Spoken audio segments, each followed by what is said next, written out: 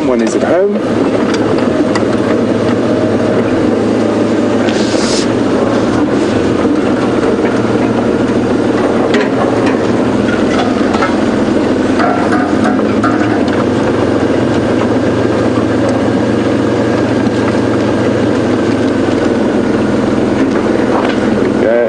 Seems to be a single adult here at the moment. I can't see any of the cubs. A smart redhead, and James Henry would like to remind me that it was Tebbs who found Shadow and Karula yesterday. But I have one comment back to them both, is that, well, unless I would put us in the right position, we would not have seen the leopard. So it was a team effort by Tebbs and myself, and just not to feel too badly for James. He does struggle a little bit to find the cats sometimes. They do seem to like me more.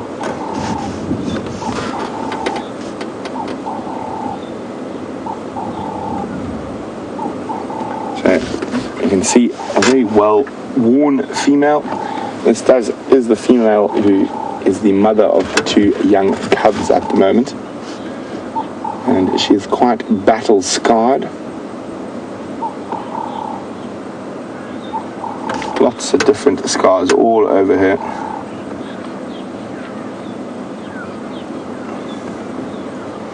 And you can actually see as before she put her head down, you see those cheekbones as it sticks out. There's massive, massive tendons attached to her jaws that give her such incredible power to crunch through bones.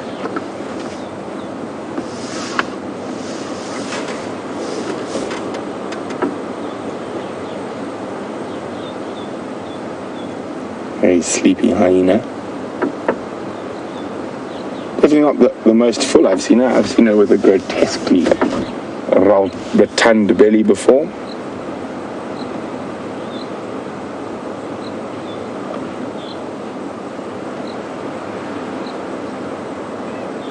But this windy weather will probably have been keeping the biting flies at bay. I'm sure there's still a few around. Yes, they're on her. But in general, there won't be as many about.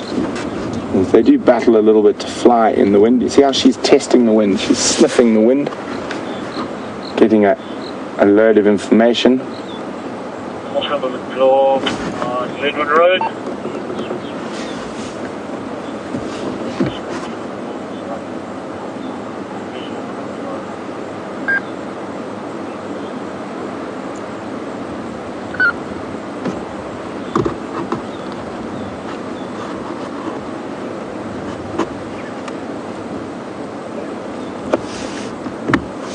It's our pleasure. Lucy, who's in South Bend, Indiana, she just said she loves it when we go to the hyena den.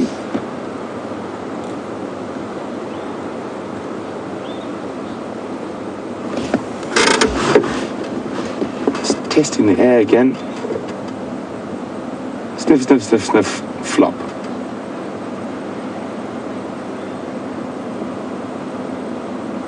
If all those scars could talk, imagine the epic battles she's been in.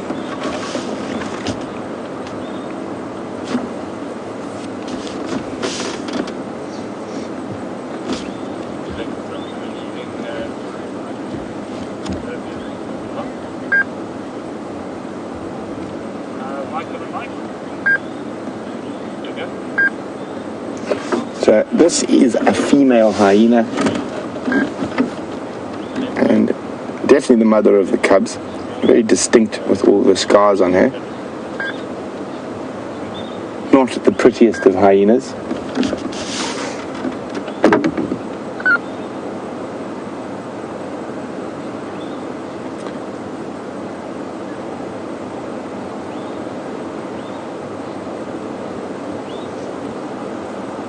Now if we go to her back foot there, you can have a nice look at the back pad. And you can see how it doesn't have those, it's that double lobe as opposed to those three lobes you get on the cats. And you can see her claws there.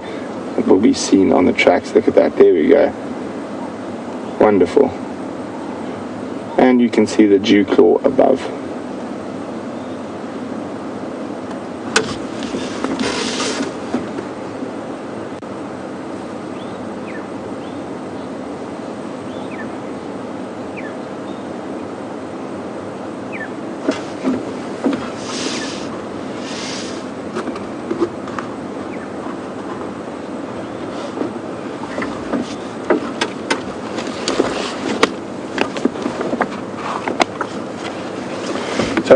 Karen, who's a Zimbo living in London, who was asking about fireball lilies or flame lilies yesterday, would like to know about the magpie shrike we saw. She says she recognizes a lot of the birds from when they were in Zimbabwe, but not really the names anymore.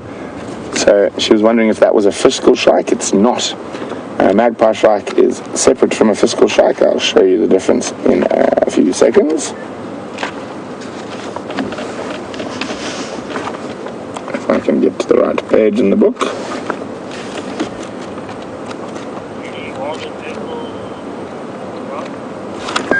Sorry, 1 second up. I'm sorry, I was right. I was being blind. 574. There we go. There's the magpie shrike. Very, very long tail. And that's the one we saw. And there's quite a few different types of fiscals, but the one you will know from Zimbabwe is number 6. The common fiscal. So, down here it is, number 6. There we go. So completely white breast, still black and white on the sides, but completely white breast, and quite a bit smaller than the magpie shrike.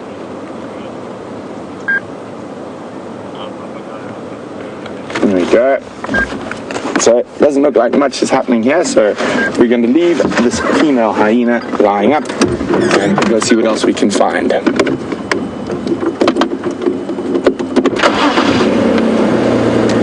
Bye-bye, mommy.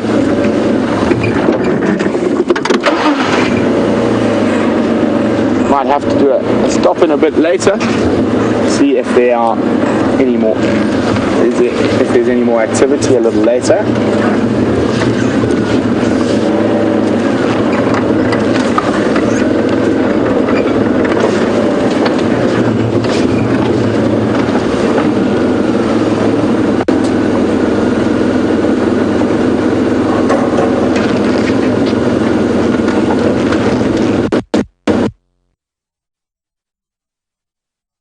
Shannon, you definitely don't sound stupid. I think you have a wonderful, wonderful idea.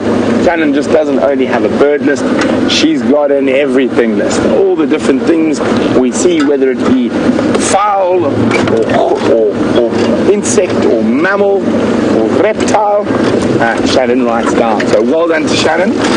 Keep that up. Ooh, look what we've got here.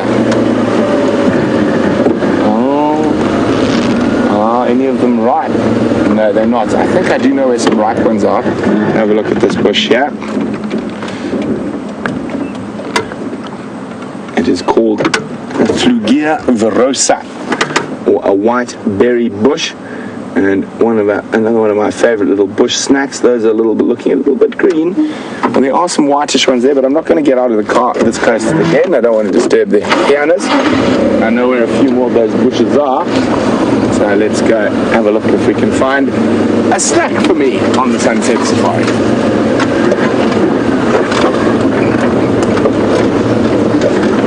Not quite as tasty as the bird's brandy or Lantana rugosa, but it'll have to do for today. I haven't seen much bird's brandy, and probably not going to see too much unless it rains again.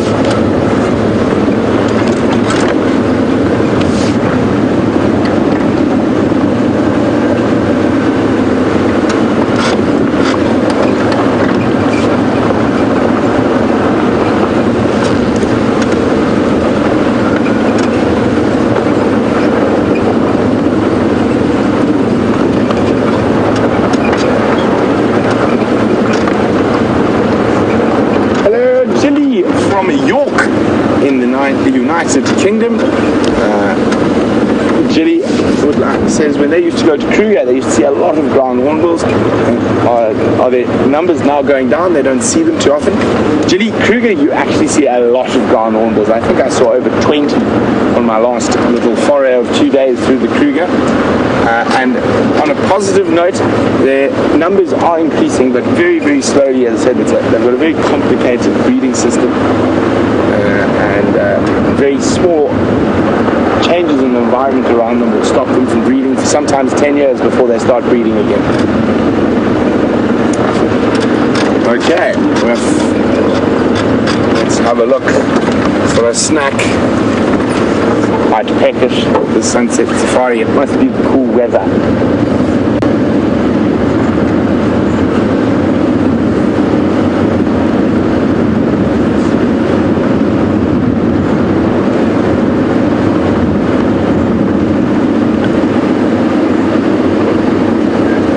So we're nearly at the spot where I did see another white berry bush or phlegia that was fruiting.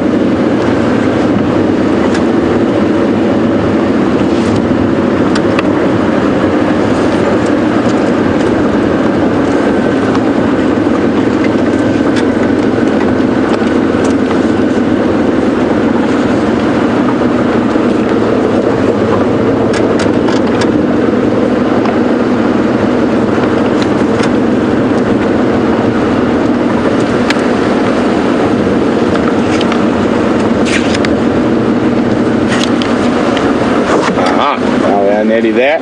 It'll also give me a chance to switch off the virtual reality rig. One button off.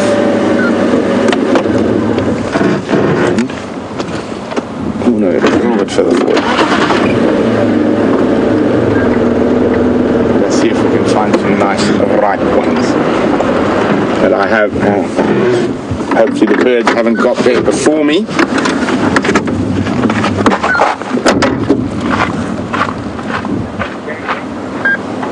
First thing first. Beep, beep, beep, beep, beep, beep, beep, beep. Oh, and...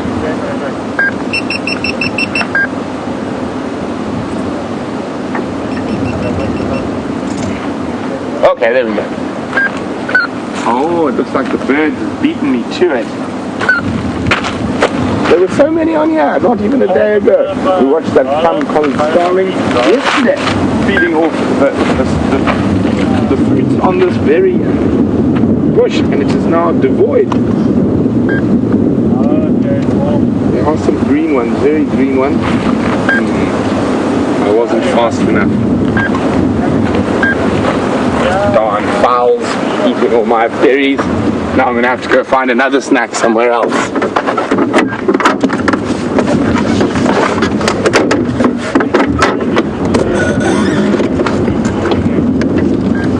I'm just going to be on the radio for a second.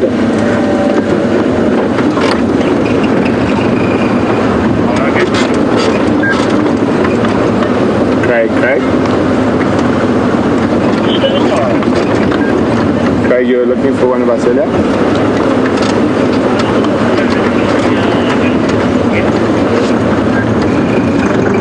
I was over there. There was not much on safari and Salaheshin Matan, somewhere EP, and then just absorb and Yari.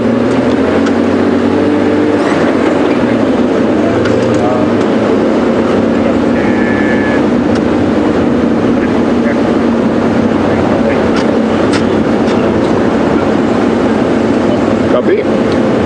Sorry about that, just updating Craig about what was in the western sections where we were earlier, and the answer was not much. Now, let us see if there's anything on quarantine. But on a positive note, we have got our first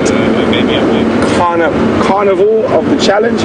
But James has got a violet-back starling, and I'm not going to be mean enough to go drive past and chase it away.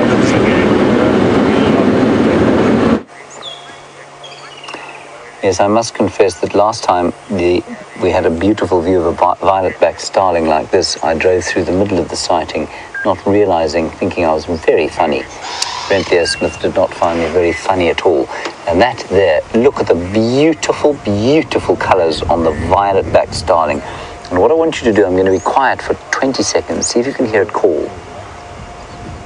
Look at the color.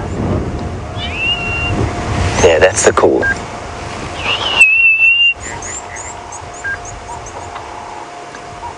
Gentle metallic whistle. Isn't that nice?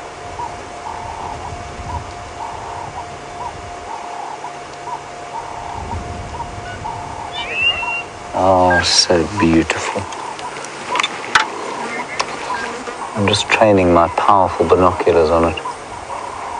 The color is something else. And of course it used to be called the plum-colored starling, which is a much better name, I think, because it is exactly what it is. It is plum-colored, iridescent purple. And I don't know if any of you have seen the female. She's a fairly drab affair, but very easily identifiable, but totally different looking. There might be one around here.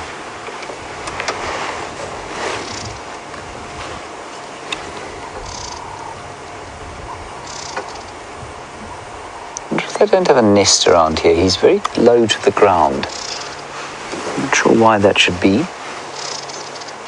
I don't remember if they nest here or not. There he goes. I'm being attacked by a fly. Excuse me. Let me just show you a picture of the female, and let's see also if we can find out where they nest. Right, starling is R402.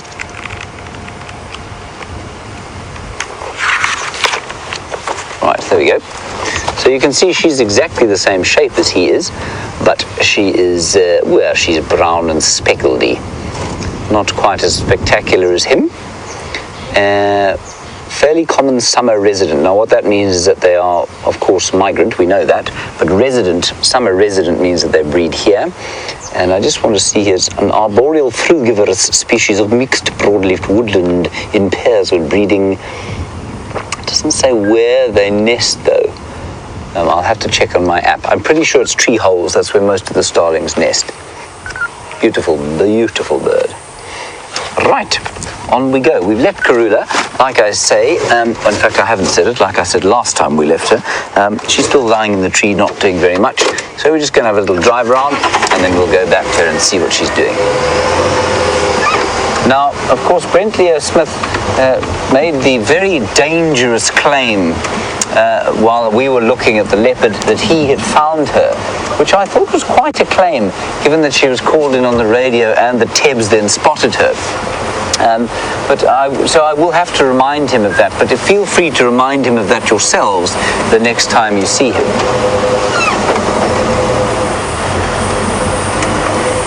I, of course, managed to drive this entire reserve this morning and failed to find one dwarf mongoose, which I think is a bit of a slight on my skills. I'm going to put it down to the wind. You can see we're driving through these maruna trees, and we had a question earlier about what kind of tree a leopard might like to lie in, and that's the sort of general shape of a mature maruna tree.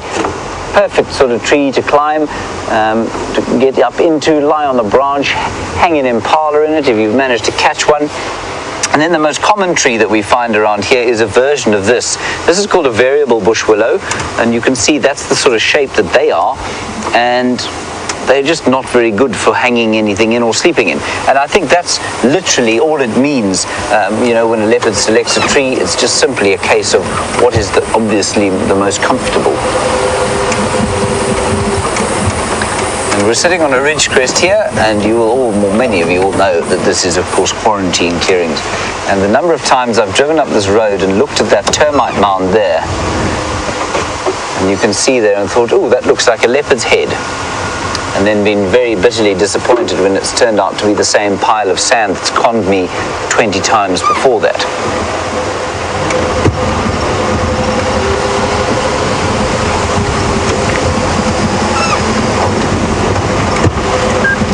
And a day like this, really, it's quite windy and not enormous amount going on in the bush except for this fly.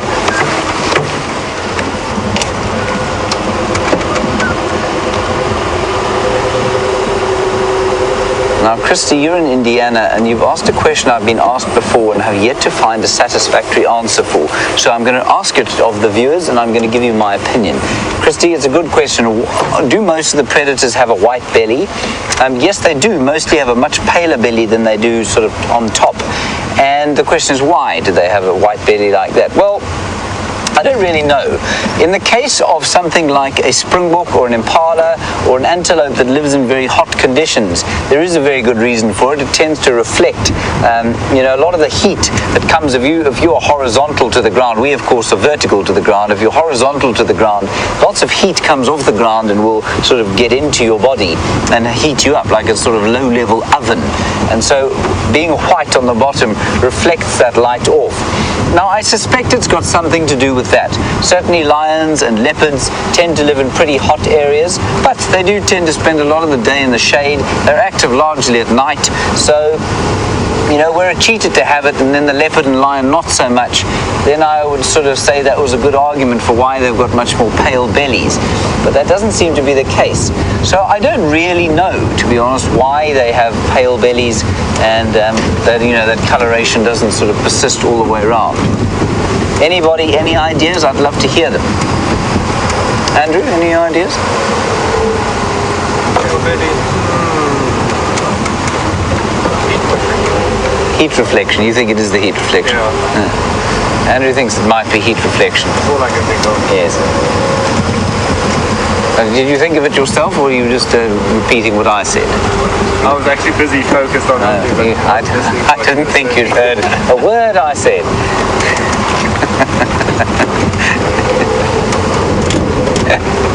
I often think these poor cameramen must get so sick and tired of listening to us drone on day after day. Mandy, you want to know we've got road runners here. We don't have road runners. We've got something that looks quite similar called a kohan or bustard. I think they look a bit like a road runner, if I'm not mistaken. I'll find you a picture of a red-crested kohan, which is the most common one we get here. There he is, number one there. All of those, I suppose, might look vaguely like road runners. And I think road runners are only found in the New World, if I'm not mistaken. Meep, meep. Remember the Roadrunner cartoon, Andrew?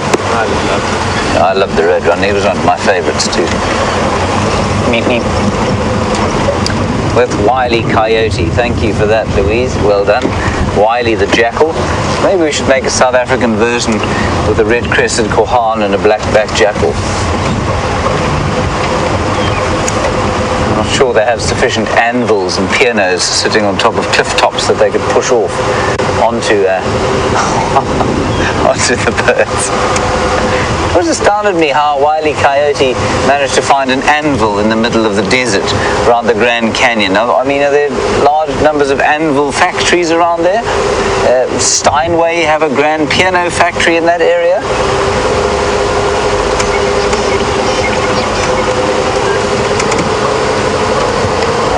Yes, thank you. Louise has reminded me that the Acme company would drop off Wile E. Coyote's weapons of destruction. Louise, you have a rather disturbingly detailed knowledge of the Roadrunner.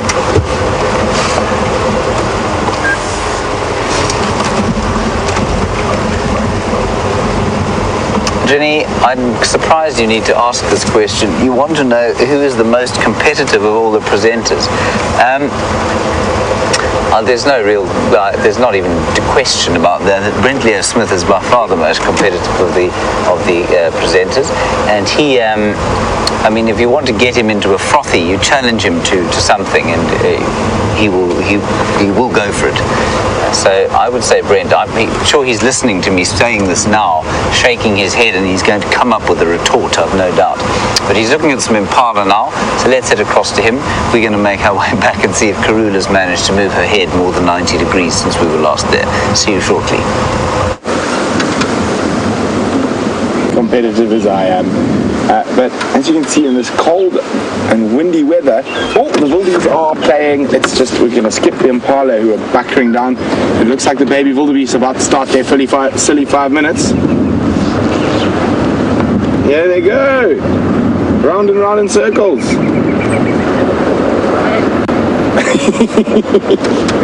High speed chasing. Deft maneuvers.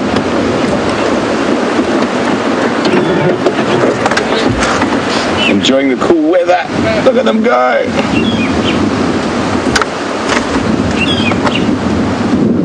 about to set off again.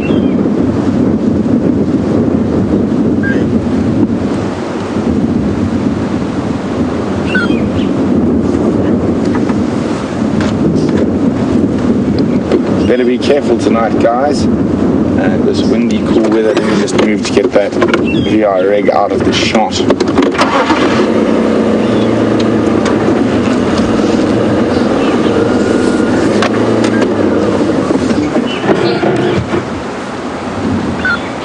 Choom, off they go!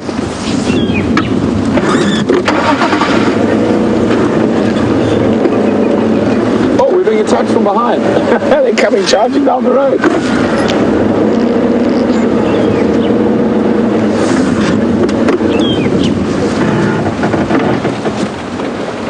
Yo, he's got some high-speed maneuvers there. Some good cornering.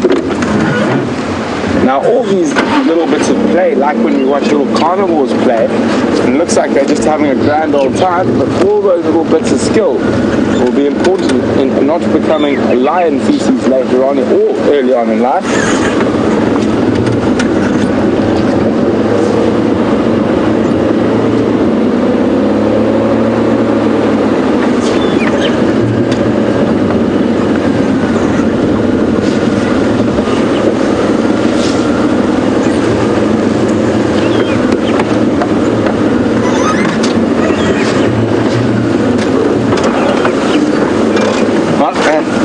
My pleasure. Karen, who's a Zimba, who's living in London, said if she had known she was going to be able to go on an African safari while living in the UK, she would have brought all her bird books with her.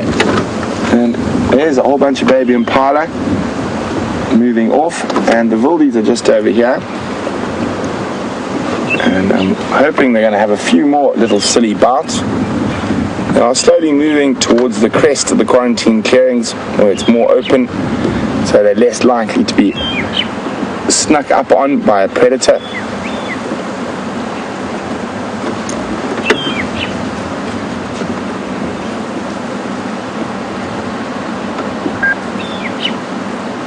And we can definitely count how many now.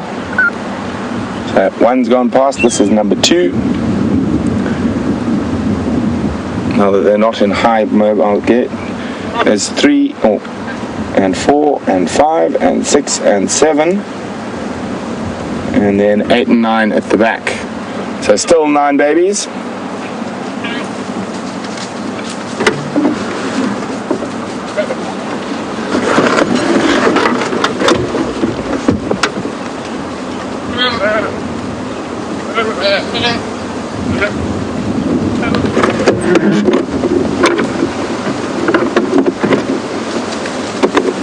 Whoa, that was an adult who looked like he wants to get into the fun zone. Well, let's catch up with him. Chased an impala and set off a little bit of a... Oh no, what's going on now? I think now there's complete panic.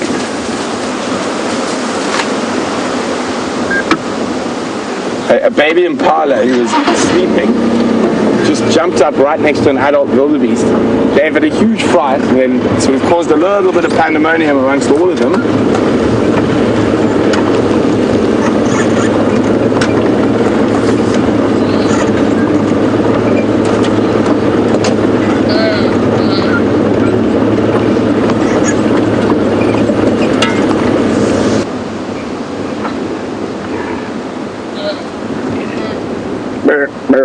You can hear them.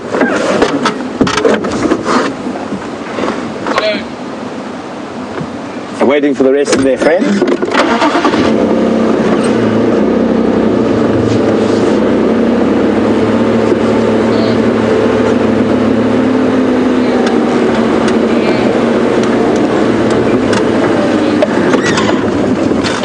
Crazy creatures, wildies. Oh, there we go. It looks like they're about to set something off again.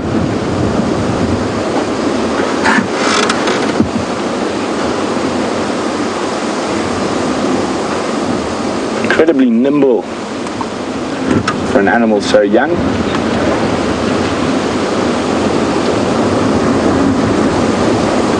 Now, this windy weather, as I said, will make quite a lot of the animals a little bit more nervous than they would be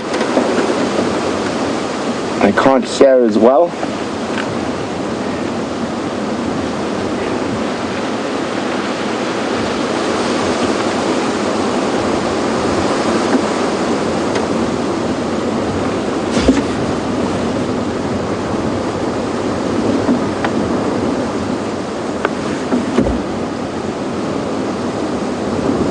There's one on his knees having a drink.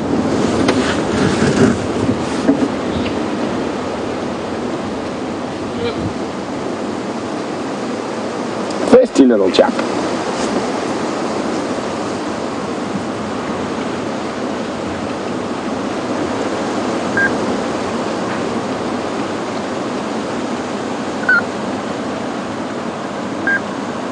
Oh, I felt a raindrop.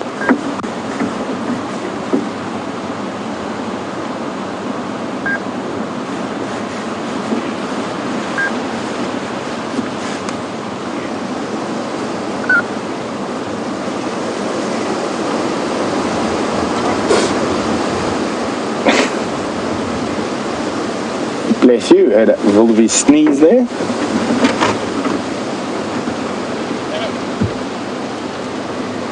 I think that's the mischief bunch there. Those two on the road look like they're up to mischief. That little group of terrorists, I think, are going to start something. It'll be with that lot there, those four in particular. Here we go, you can just see, full of the joy of life. Yeah, there off he goes. Not very far.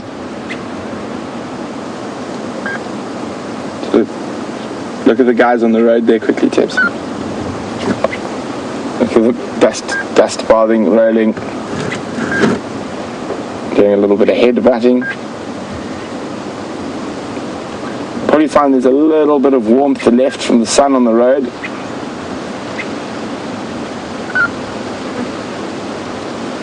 And there's one of last year's babies. Look how big they are in a year.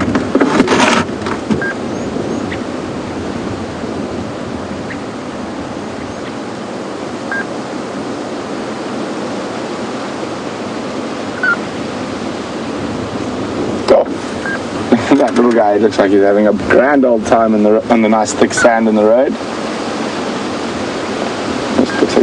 Gets sand in his ear every time he comes up and has to have a good head shake.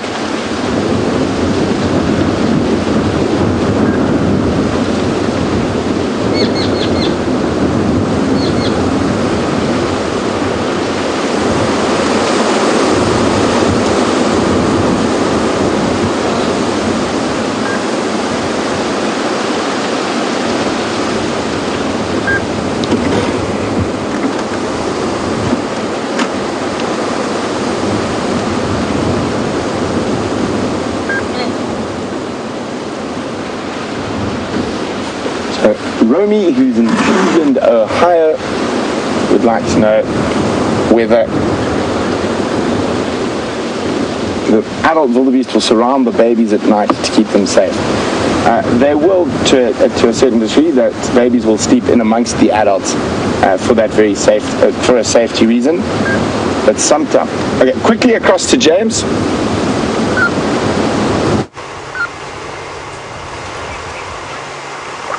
Hi everybody, Karula's just come down the tree, so we thought we'd come across here and just see what she does.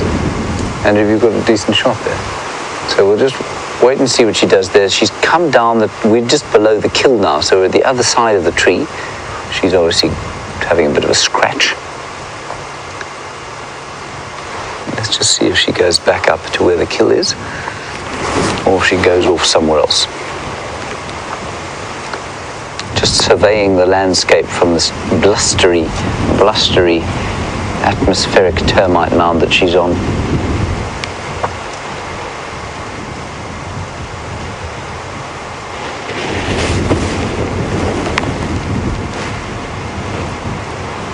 Doing what all good cats do, having a good clean.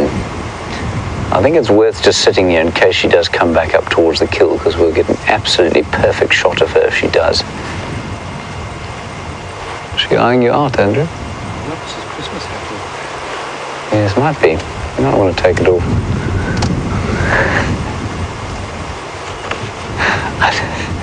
No, it was. Look, she's not worried about you anymore.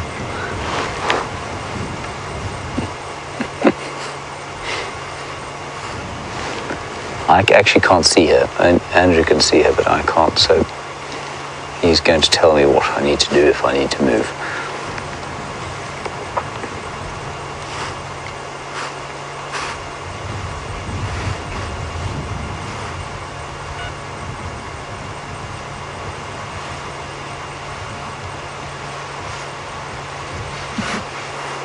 So this termite mound is a perfect vantage point for her. The kill, well, I mean, there's been a wind blowing from the southeast the whole day. It's a pretty fresh kill, and there hasn't been a huge amount of sun, so I don't think it's started to rot just yet. And that means that it's unlikely that hyenas would have smelt it, but that termite mound is a great vantage point for her to see if there's anything lurking in the bush waiting for her to drop a piece.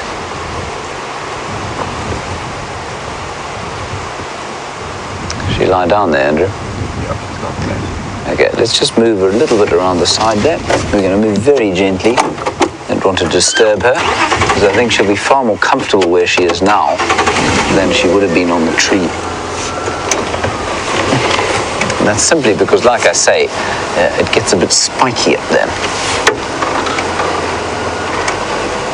Now, she has been a little bit irascible of late, so I'm not going to get very close to her. I don't want to irritate her.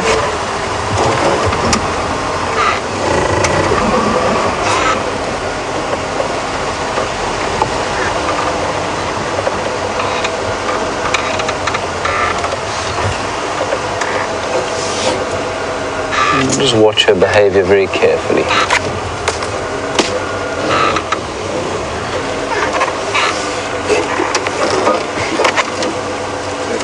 You know what, I'm actually going to go around the other side there. We could go straight in and get quite close to her, but because she's been a little bit irritated, I don't want to do that.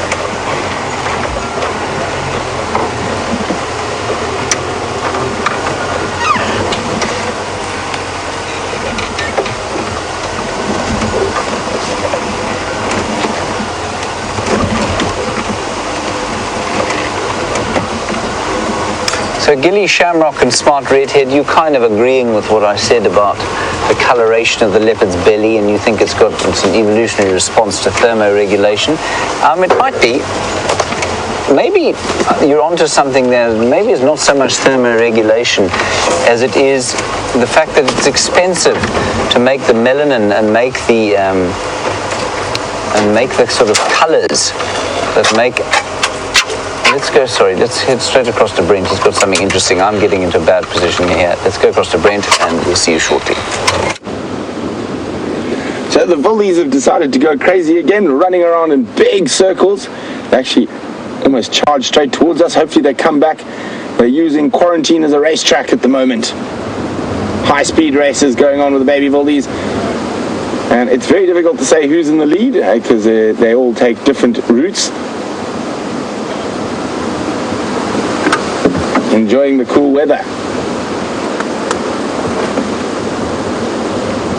Pit stop. Just wait a little bit before we move. Maybe they won't set off again.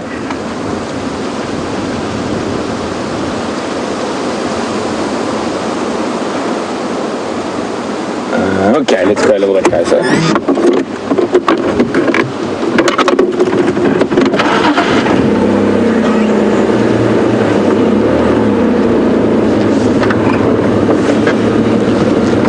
Slowly moving out to this wonderful open area where they tend to like to sleep at night, especially on a windy night like that, for a bit of added protection. Nice short grass, open plains, they can see quite a bit further.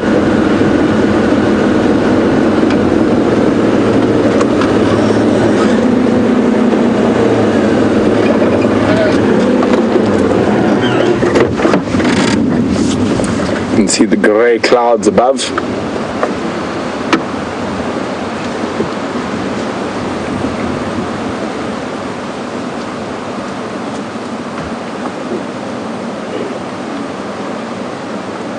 So around us, and we hear the little meows of the baby. There we go, of the baby wildebeest, and the brr brr brr of the impala.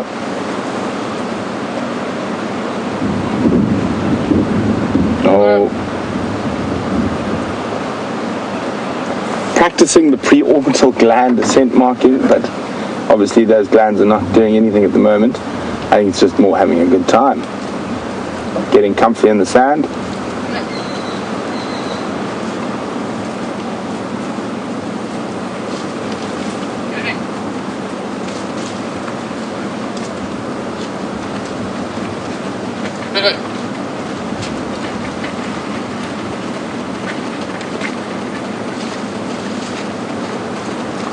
Sherry, who's watching on YouTube, says the more they run, the stronger they get, so keep running, babies.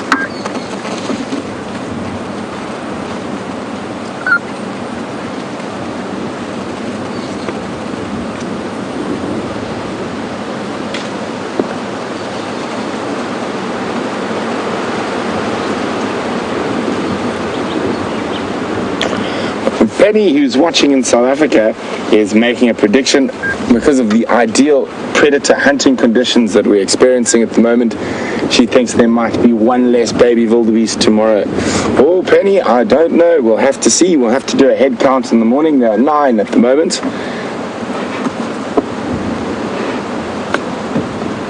But wildebeest will quite often successfully defend their young against wild dogs, against leopard. But if the lions happen upon them, I'm afraid then it's a very different story.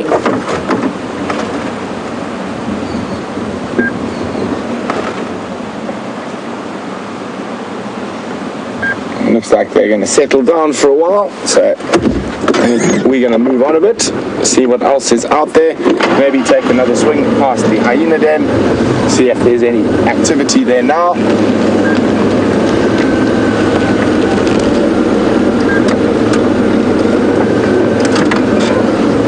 While we go check on the hyenas, let's head back to the Queen of Djuma with James Karula.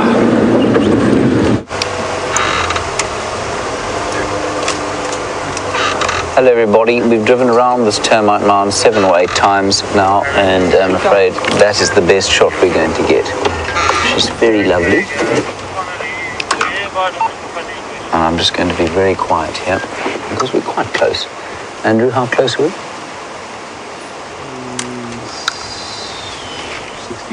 16 meters multiplied by 3.3, it's not very close.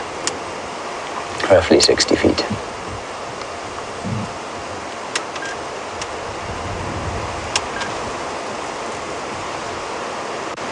You can feel the atmosphere changing as it starts to get dark. So, Gilly, Shamrock and Smart Redhead, just to get back onto your discussion on the coloration of the belly. So if it isn't to do with thermoregulation, perhaps it has to do with protection from the sun, where producing sort of black or that kind of melanistic, the black spots of melanin probably, and the different colorations on the top is probably physiologically quite expensive, and therefore not necessary on the bottom. Yep, that could well be. You say in the same way that people's hands are paler on the bottom than they are on the top, because they would be more exposed to the sun than other parts of the body.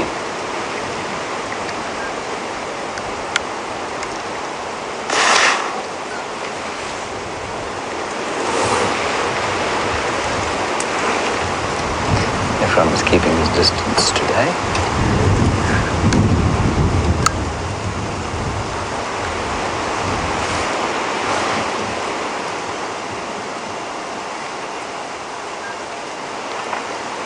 Christopher, a very nice question from Arizona. You want to know how it is that a leopard chooses her territory.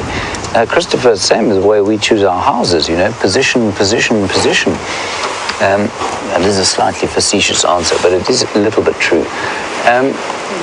Females will normally set up a territory next to their mothers, and so it can be quite difficult for them, and depending on what the state of other females in the area is, those territories can get smaller and smaller, as the generations go by. but that doesn't generally last for long. They're normally about the same size, but females will set up territories next to their mothers, just like Shadow has a territory next to Karula's. And males sometimes will set up near their fathers, and other times they will disperse quite widely. And that's purely to do with where there's a vacancy. So they'll come into an area, and it'll depend on whether the area has another male leopard in it or not, and that's how they set up their territories. And sometimes they'll have to actually carve a territory from another male's territory by either fighting with them or fighting with a few males, or sort of just marking territory and having sufficient conflict to be able to create a territory of their own. So Christopher, that's how it's done. It's not so much a question of choice. They don't really have a huge amount of choice because of the number of leopards, certainly in this area.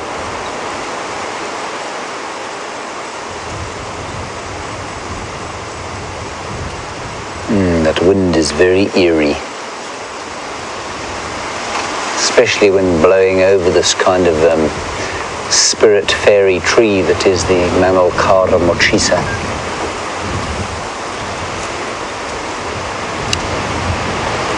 And Bob G, yes, you're absolutely correct. Cats do tend to climb trees because they want to get away from flies. Certainly we think that's why the lions of Manyara National Park in Kenya climb trees. And you're saying, wouldn't she climb trees to get away from flies? She might. But a day like today, though, it hasn't been very hot. And while I was attacked by one fly, it hasn't been nearly as fly-ridden as some of the other days we've had of late. And so I suspect what you'll find is that she's lying up there much more for security than she was for flies. That's not to say they wouldn't climb for flies too.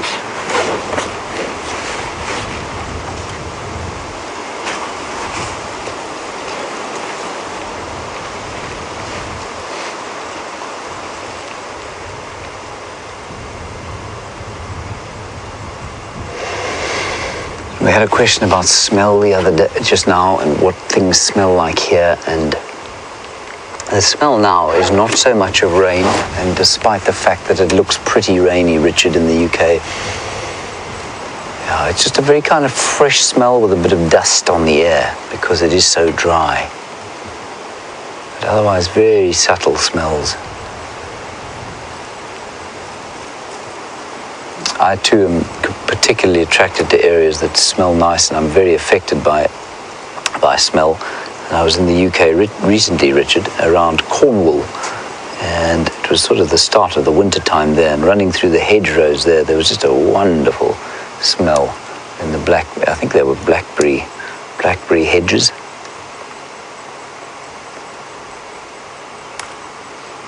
And much more obvious. I find at the coast the smells are much more obvious than they tend to be where we are now.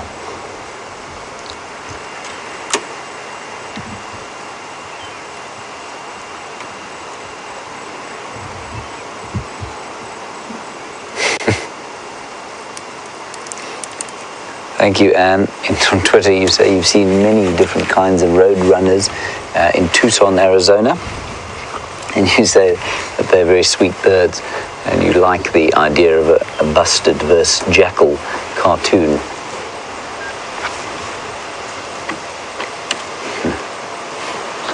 So she's just cleaning herself, very fastidious clean as leopards, and I know some of you would have been watching when we watched those hyenas the other day, covering themselves in their own slobber and trying to cool down. You won't find a leopard doing that. A leopard is almost faultlessly elegant all the time, whereas hyena doesn't share that, nor does a lion. And hyenas will happily remain dirty. They just sort of kind of clean up over the days. But the leopard was always clean after they've been eating, and lions a little bit less so, but they also will eventually clean up. Hyenas not so much. Look at her.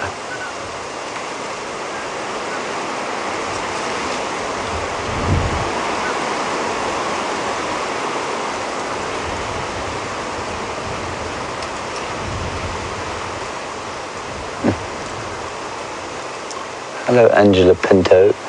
On YouTube, you're watching Karula and saying that you're getting very attached to her because she's so beautiful. You certainly won't be the only one, Angela. lots and lots of viewers around the world have grown to love these cats, as you say. We get very attached to them.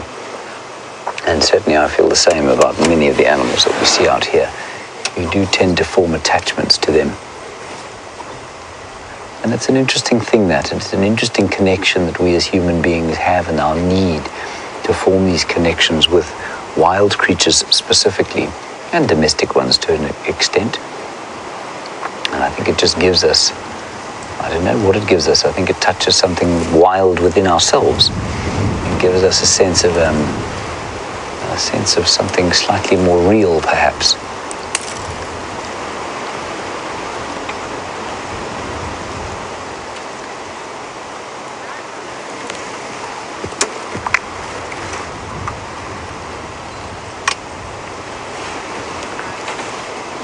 Brazos, you're on Twitter, and you want to know what the name of the tree is that Karula's put her kill in.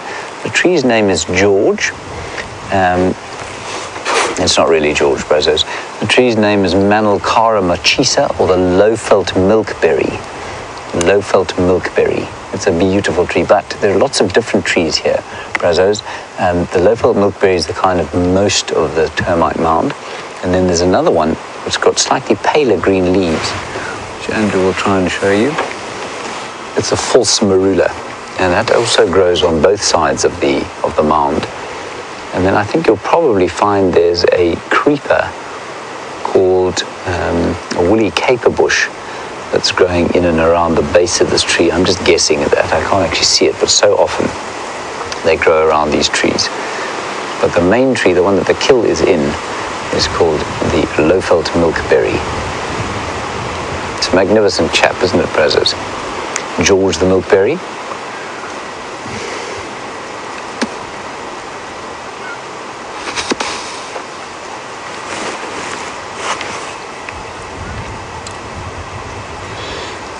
Very nice question.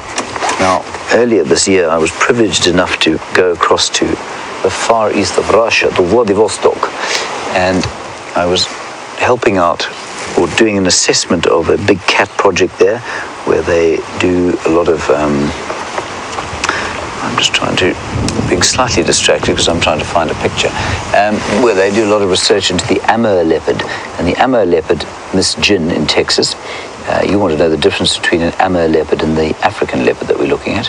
It's a bit of size difference. The Amur leopard, of course, there are only 50 left in the wild, if you can believe it. And they are the same species, different subspecies as this. They're slightly larger and they're much furrier. And I'm just going to see if I can find the actual mass of the Amur leopard. I don't have a picture of it here, unfortunately. So she's about 40 kilos, 35 to 40 kilos. And, I mean, a big female leopard here might weigh 50 kilograms. That would be quite a lot. The Amur leopard. Yeah, it doesn't say here what they weigh. But they're just slightly, they've got thicker tails, much thicker fur, but they're the same species.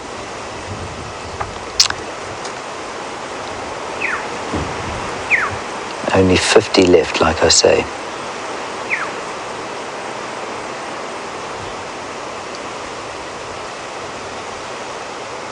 And unfortunately, and they seem to be doing okay now, the Amur leopard, but I mean, you know, one disease could wipe them out completely and they'll become extinct. They are being conserved at the moment, though, and some people doing some very good work up in the far east of Russia.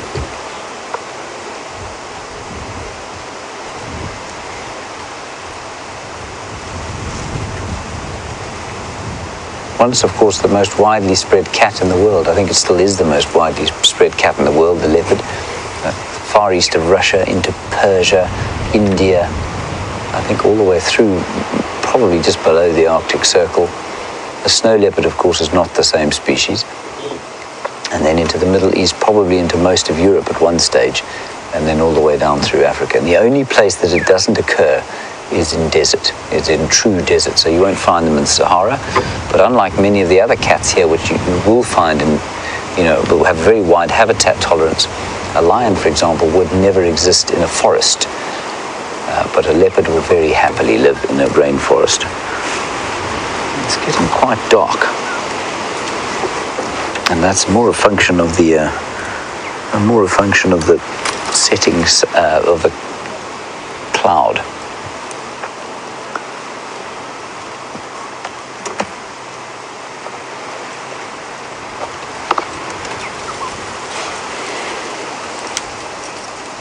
So just getting some info through from Louise on the Amur leopard, so slightly smaller than these leopards. Males up to 71 kilos, females sort of around 25. So not much smaller than these, but slightly smaller than our leopards. Apparently the biggest leopards in the world are the Sri Lankan version, and I think that some of them, they're probably on average larger than the Southern African version, and the smallest ones you find in the Middle East in the desert.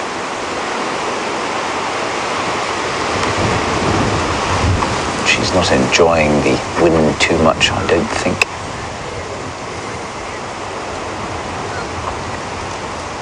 Ah, Mike in Florida, you're asking about the milkberry tree and you want to know what gives it its name. Mike, what gives the milkberry tree its name is a latex, a milky latex that is in the fruit and also in the fruit and in the leaves. Andrew, you're going to have to power down. Sorry, we can't move here at the moment. We're going to have to go across to Brent quickly because the immobilizer won't work and while we're broadcasting. So we'll just sit here briefly.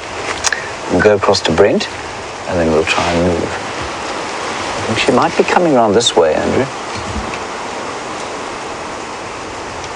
We shall go straight back up into the tree. Okay, let's go across to Brent quickly. We'll see you shortly. So on Christmas Day at Inga's house where I live, we had two visitors. One that we rescued from the swimming pool, and the other, which was a bit more of a problem, Zodwa, who helps us with our laundry and cleaning and whatnot, she was busy cleaning the rooms and she found the other snake. But we'll start with the one that we rescued from the swimming pool. It was spotted by James. It is called a black-headed centipede eater. And it is a really, really specialized snake, and that it almost exclusively feeds on centipedes. It chews them along the length of their body. It will always eat the centipede head first, and even sometimes centipedes manage to kill and eat the snake instead. It's a tiny little snake. If you look at the size of it to a person's arm, the one we found yesterday was probably only about this big, so a very little snake. The other snake that I had to actually catch and remove from the area, I had to take it out and relocate it somewhere where it was going to be a little bit less of a problem, is one of the more venomous snakes we get out here. And just look here quickly.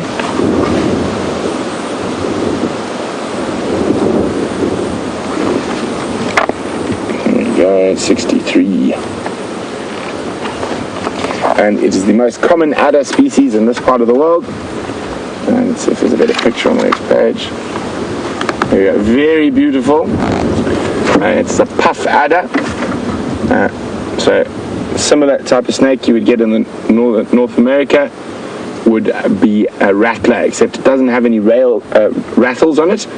And when you get too close or you nearly stand on it, it emits a very loud hiss. And that's where it gets its name, a puff adder. There we go, and you can see very widely distributed through southern Africa. Occurs everywhere. Desert, forest, mountains, coastal forest, all over the place.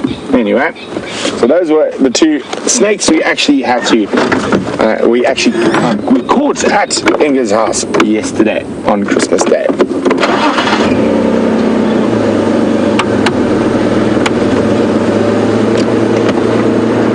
Getting quite dark now.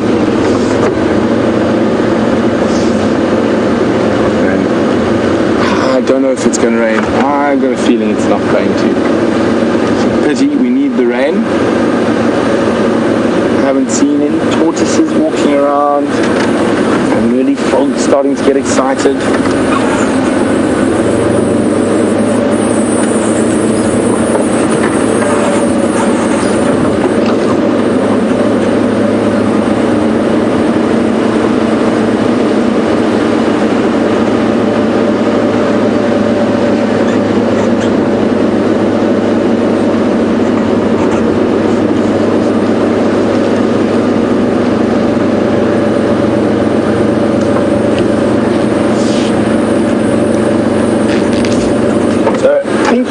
In Michigan. Welcome on the back of the vehicle with me today. Pinky Swear said she remembers Scott saying we don't always check our vehicles for snakes and critters, and she's a bit worried that because the snakes like the warmth of the vehicle. Not in my experience, I haven't found too many snakes. You must remember our climate here is very warm generally, so not such a big train smash for that. The reason we find snakes, specifically your more venomous snakes like Mozambique spitting cobra, puff adders, around human habitation is because we attract rodents, and a favorite food for a lot of snakes is mice and rats. So because we are living there and we tend to be very messy even when we're not, tiny little crumbs of food is enough to attract a mouse or a rat. And the other reason we find them a lot, specifically with the spitting cobras, is anyone who waters their garden will attract frogs, and frogs is the favorite food species of the Mozambique spitting cobra. That's the main reason. We find snakes quite close to human habitation. Most of the time snakes will try to stay away from you at all costs. But occasionally we do come across these snakes. So yesterday was a little puff adder, probably about this big. Zodwa spotted it, Mama Z, and then I just got a broom and a cooler box, and I picked up, popped it in the cooler box and released it on quarantine.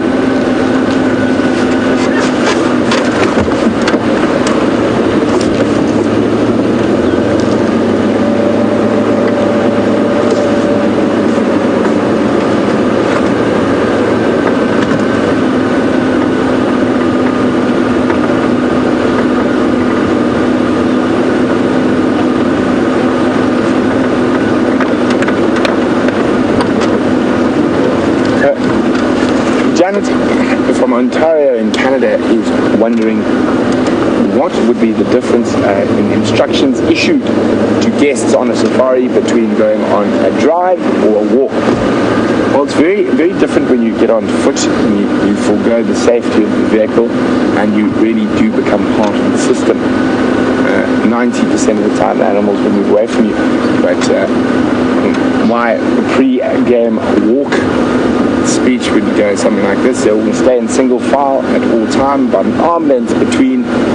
If you want to get my attention, either click your fingers. If you can't do that, make a noise with your tongue, or to catch my attention. We're going to walk quietly, and you will stay behind me and the rifle at all times. Never get in front of the firearm. Do not wander out from single file. And most importantly, if you feel you are going to run, if a dangerous situation arises, I would recommend you don't go on the walk, because if you run, I'm not going to shoot an animal because you don't listen, and I'll only look after the people who listen. And that generally gets rid of the nervous Nellies, and those are the people you don't really want on a walking safari, because things can go wrong very quickly. They don't 99.9% of the time, but you have to be very certain. And as a guide, and I've done this before, and I've had big fights with guests before, we're paying a lot of money for an African safari. I've taken one look at them and said, I'm not walking with you. I can spot a runner a mile away. And specifically, when I was operating in very rural southern Tanzania, where it would take the flying doctors at least 3 hours to get to us if anything went wrong. So in those circumstances, at the end of the day, you are responsible for the people on the safari. So if you feel that person might be a danger on a walk, it's up to you to say so and not let them on the walk. Of course, this can cause quite a bit of trouble with certain guests, but at the end of the day, I don't want to have to shoot an animal or put someone in a body bag. also those people are generally not the ones who get hurt. It's the other ones. Quite often it'll be the guides and the trackers, because obviously it is your job to put your body on the line of defense to protect your guests. So it is a very different experience. I absolutely love it. And if I'm walking by myself or with people I trust, I won't even take a firearm with me. I have no plan to shoot an animal ever while on a walking safari.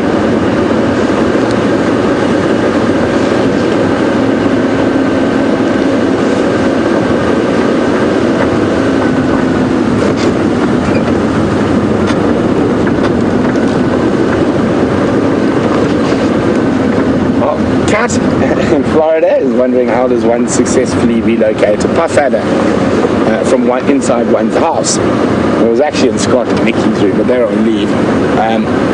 Well, all I did was I got a little crooked stick and a broomstick, and I managed to get it out of the area it was hiding underneath, and I had a cooler box there, so then I just lifted it, put it in the cooler box, closed the cooler box lid, and came and actually dropped it not too far from where we're driving at the moment. But one of the more difficult snakes to remove is a Mozambique spitting cobra.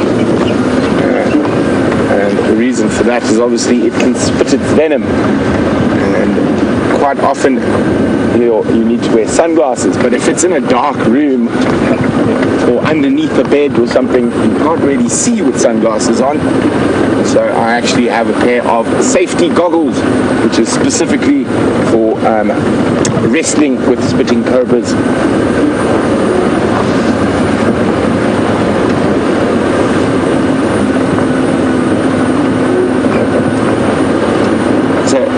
Mandy is wondering if we have any rattlesnakes here.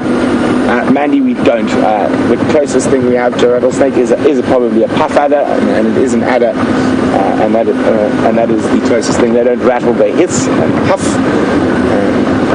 but no rattlesnakes. Well, let's go back to the Queen of Djuma with the Honourable James Henry and see what's happening on the side.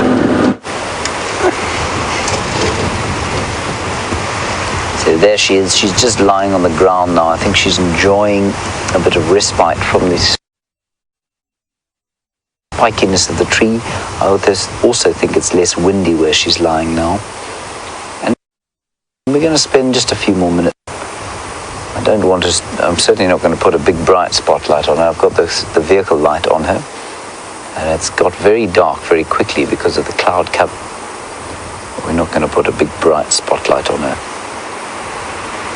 Turn the light off so she can see properly.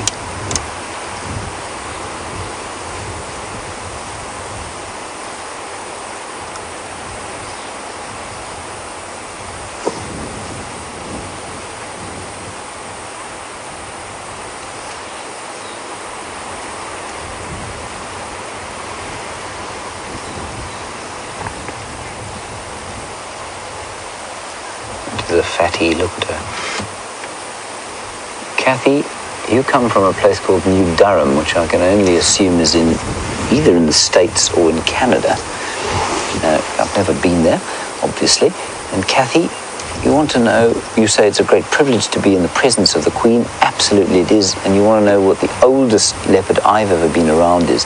The oldest leopard I've been around was known as the three-fool female. She came from Londolozi, which is just down the road from us here. Let me move out the way. Get in and see her. She spotted something. Spotted or seen something. And she's quite cleverly put herself up against a tree there. That's quite clever. I think she's kind of trying to hide her silhouette. I wonder if there isn't an antelope or something in here.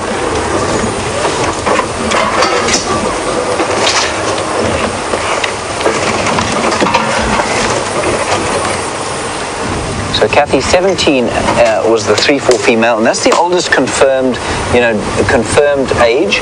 There are unconfirmed reports of an 18-year-old female in the Sabi Sands. That's pretty old. So 17 or 18, I think, is probably about as old as it gets. And look at her now. You can hardly see her. I'll just turn the lights on a bit. But you can see how brilliant the color is. That leopard color is perfect for this time of the day.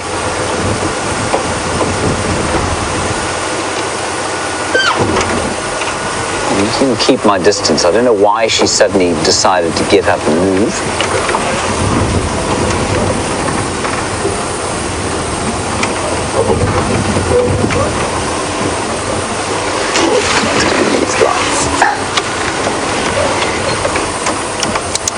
It's actually a better light.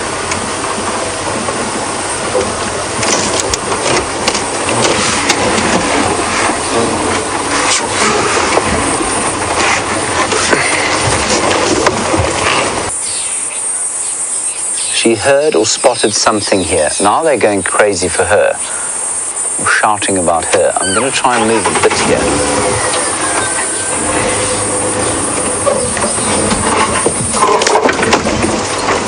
Watch your heads here, everybody.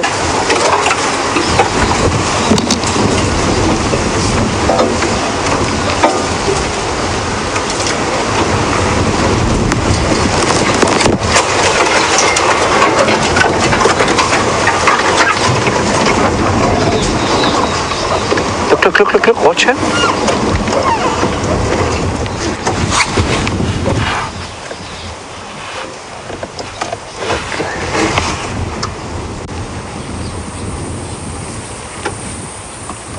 Beautiful, look at her.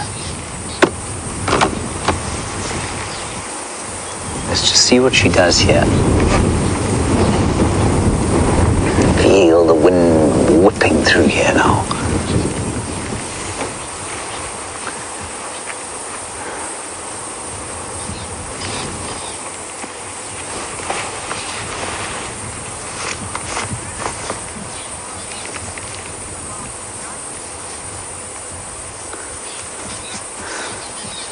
Now, Afira, you're in Israel and you say Karula's mother, Safari, lived till she was 19 years old. Now, Afira, I have heard that before, but I'm afraid it's not confirmed. They say about 19. As far as I know, Panthera does all this research in this area, and I don't think they have a confirmed birth date for that leopard. And that's why they don't necessarily count it. It's not impossible that that's what she lived to, but it isn't a definite confirmation. Oh, she's perfect, isn't she?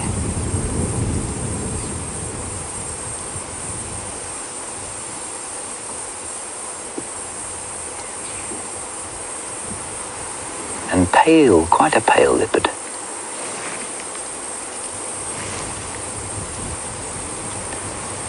Maybe she smelled something. She could have smelled something. Right, we're going to head across to Brent. He's going to say goodbye to you, and then we'll come back to the leopard for the last few minutes.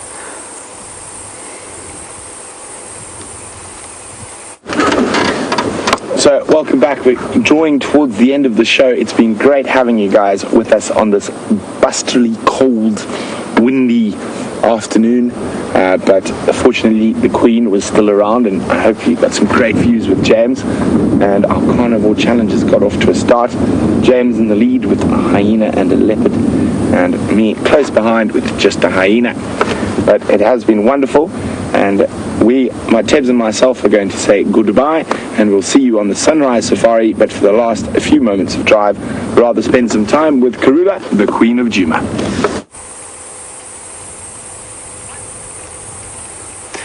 So she's still on the tree there. She just got off and rubbed her head against it and then marked her territory and then climbed back up on to have a bit of a snooze there.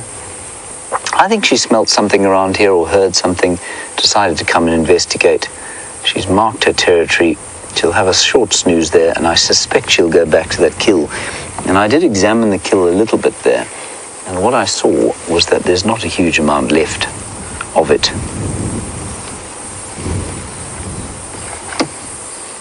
So she could just leave it there, you know, but I think she'll probably go and finish it off. She's listening. You can see her ears are tilted to the back.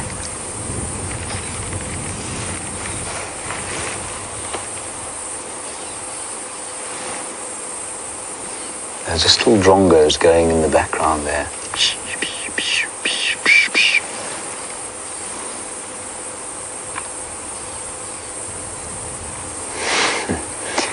I tell you, we sit here, we've spent now probably the equivalent of almost 9 hours with her.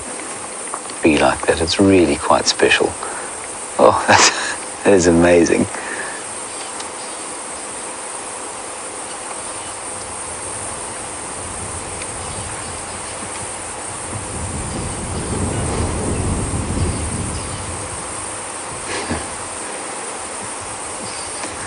Almost just can't decide where she'd like to lie down and sleep.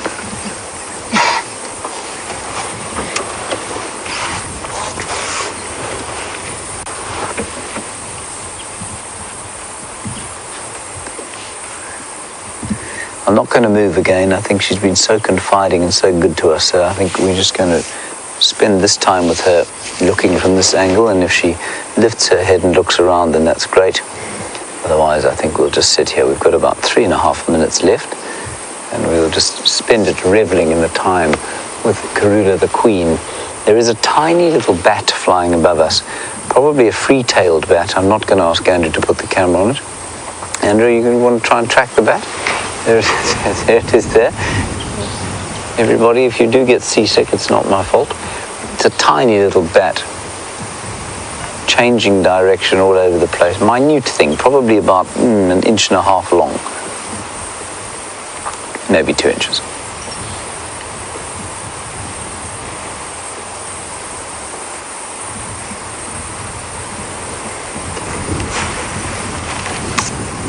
Oh, good point. I keep using the term immobilizer, and smart redhead, you want to know what on earth an immobilizer is. Good question. An immobilizer, smart redhead, is a security device that you have to push, and you keep it with your on your person. You don't leave it in the car, and without it, you are unable to. Andrew's just lighting me there with his torch. Rusty doesn't have a presenter light, and this is the immobilizer, and what it does is, unless you push this button, you can't disengage it, and so it prevents your car from being stolen. Of course, anybody who wanted to steal Rusty, I would gladly hand this to them with the keys and say, please enjoy. They wouldn't enjoy, but I'd tell them to try and enjoy. But it's in a country like ours, where thievery is a national pastime, these immobilizers are definitely required. And Rusty comes from the city, you see. She wasn't always a bush car, so that's why she needed an immobilizer. And you cannot take them off. Apparently it's impossible to take them off, so you just have to deal with them.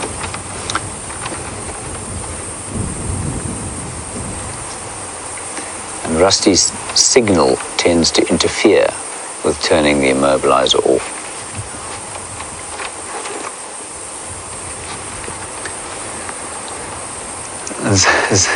Zoe Dawn on Twitter, you want to know about natural remedies for flies or mosquitoes.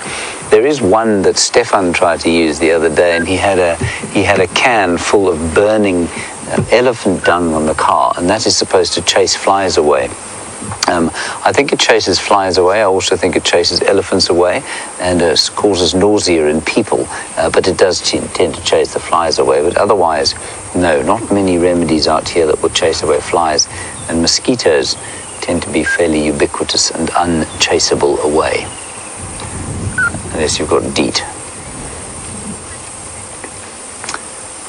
All right, everybody, that's it from us today. It's been a really fantastic drive. I've had such fun just sitting here with this magnificent leopard, answering some wonderful questions from all of you again, so thank you for that. I hope you enjoy the rest of your Boxing Day, or Day of Goodwill, or whatever you call it, wherever you are in the world. Thank you, Andrew, for your efforts today. Thank you to Brent, of course, and to Tebs, and big thanks to Louise in the final control. We will see you tomorrow on the Dawn Safari at 0500, where hopefully the sun will be shining. Until then, see you later. Bye-bye.